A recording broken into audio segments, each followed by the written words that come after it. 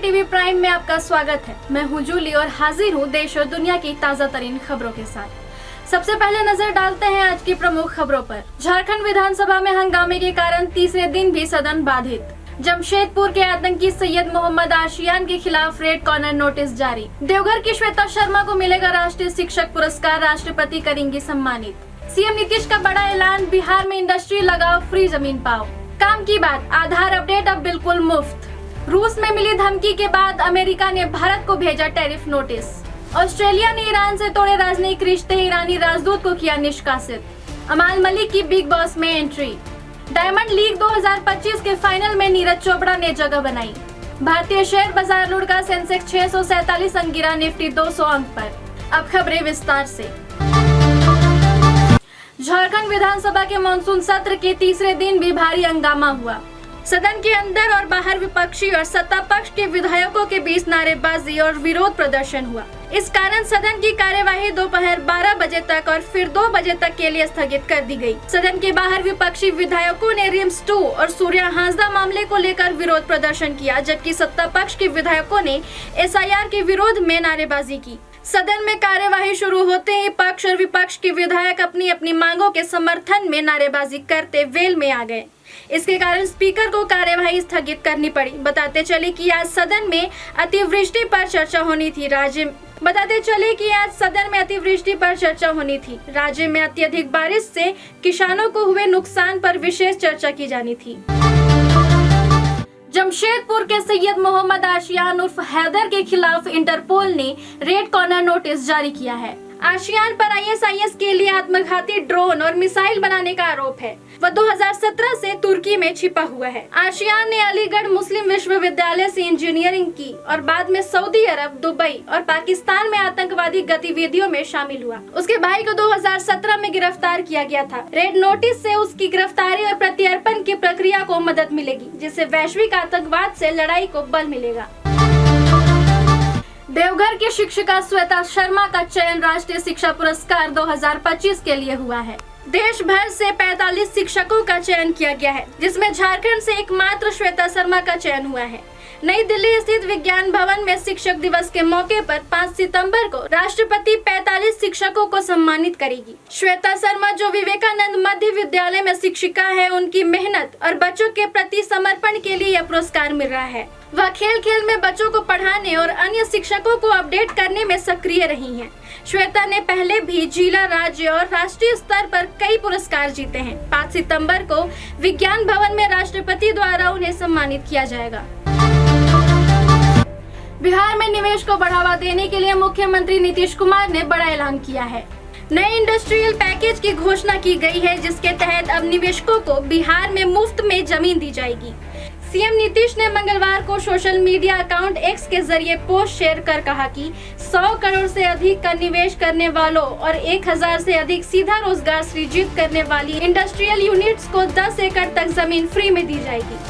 इसके अलावा 1000 करोड़ से अधिक निवेश करने वाली यूनिट्स को 25 एकड़ तक जमीन फ्री में दी जाएगी। मुख्यमंत्री ने बताया कि इस योजना का लाभ लेने के लिए निवेशकों को 31 मार्च 2026 तक आवेदन करना होगा। इस पहल से बिहार में 1 करोड़ युवाओं को रोजगार मिलेगा। अब एक काम की बात, UIDAI ने आधार कार्ड धारकों को बड़ी राहत दी है। जिन लोगों का आधार कार्ड 10 साल या उससे अधिक पुराना है, वे अब 30 सितंबर 2025 तक बिना किसी शुल्क के अपने दस्तावेज ऑनलाइन माई आधार पोर्टल के जरिए अपडेट कर सकते हैं। इसमें पहचान और पते से जुड़े दस्तावेज जैसे ration card, passport, bank statement आदि को फिर से अपलोड करना शामिल है। यह सुविधा केवल ऑनलाइन अपडेट के लिए है। यदि आप CSC या आधार केंद्र से अपडेट कराते हैं तो वहाँ शुल्क देना होगा। यह अपडेट सरकारी योजनाओं का लाभ लेने के लिए जरूरी है। अब बढ़ते राष्ट्रीय खबरों की ओर। अमेरिका और भारत के बीच आर्थिक रिश्तों में नया तनाव उभरा है। अमेरिकी होमलैंड सिक्योरिटी विभाग ने 27 अगस्त 2025 से भारतीय उत्पादों पर अतिरिक्त टैरिफ लगाने का नोटिस जारी किया है।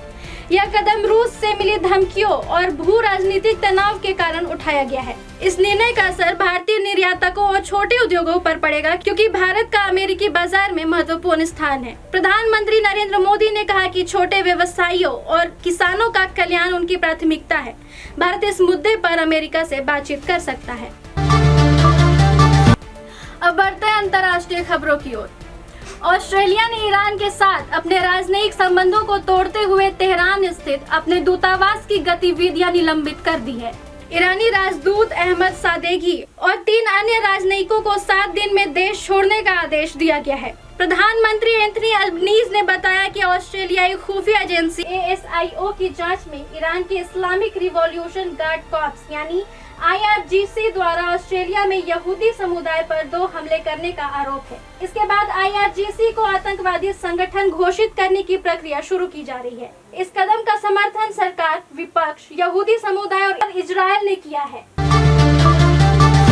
अब आपको ले चलते हैं मनोरंजन जगत में। म्यूजिक कंपोजर और सिंगर अमाल मलिक ने रियलिटी शो बिग बॉस 19 में धमाकेदार एंट्री की है, जिससे उनके फैंस में उत्साह का माहौल है। शो में अपनी मस्ती और खुलापन दिखाते हुए अमाल ने दर्शकों का ध्यान आकर्षित किया। उनके छोटे भाई अरमान मलिक ने भी इस पर मजाकिया अंदाज में प्रतिक्रिया दी। उन्होंने कहा, अमाल भाई साहब को कौन समझाए, कुछ दिन मस्ती करके वापस आएंगे। सोशल मीडिया पर दोनों भाइयों के बीच गहरे रिश्ते और सपोर्ट का भी पता चला, जिसमें अरमान ने अमाल को शेर खान के रूप में जीतने की शुभकामनाएं दी। खेल की दुनिया की बात करें तो भारतीय जैवलिन थ्रोअर नीरज चोपड़ा ने स्विट्जरलैंड के ज्यूरिख में 28 अगस्त को होने वाले डायमंड लीग 2025 फाइनल के लिए क्वालिफाई कर लिया है। 2022 में इस प्रतिष्ठित टूर्नामेंट का खिताब जीत चुके नीरज ने इस बार 2 क्वालिफाइंग चरणों में अच्छा प्रदर्शन किया। फाइनल में उनका सामना एंडरसन पीटर्स, जूलियन वेबर जैसे मजबूत प्रतिद्वंदियों से होगा। अन्य प्लेयर्स में एंड्रियन मार्डरे, केशॉन वॉलकॉट, जूलियस येगो समेत अन्य शामिल हैं। नीरज अब 13 से 21 सितंबर को टोक्यो में होने वाली विश्व चैंपियनशिप में भी अपनी चुनौती पेश करेंगे। अंत में बाजार और कारोबार की बात। मंगलवार को भारतीय शेयर बाजार में अमेरिकी सरकार द्वारा भारत पर 25% अतिरिक्त टैरिफ लगाने के फैसले की घोषणा के बाद भारी गिरावट आई है। इस निर्णय से निवेशकों में बेचैनी बढ़ी और बाजार में बिकवाली हावी हो गई। BSE सेंसेक्स 647 अंकों यानी 0.32% की गिरावट के साथ 21,377.39 अंक पर बंद हुआ, जबकि NSE निफ्टी 200 अंकों यानी 0.27% की गिरावट के साथ 24,899.50 अंक पर रहा। सेंसेक्स की अधिकांश कंपनियों में गिरावट रही। खासकर IT और बैंकिंग सेक्टर में निवेशकों को सलाह दी गई है कि वे अपनी निवेश रणनीतियों का पुनः मूल्यांकन करें। फिलहाल आज के लिए इतना ही। दर्शकों कैसी लगी हमारी ये पेशकश हमें जरूर बताएं। कल फिर मिलेंगे रात 8 बजे। बने रहे हमारे साथ, देखते रहे IDTV इंद्रधनुष।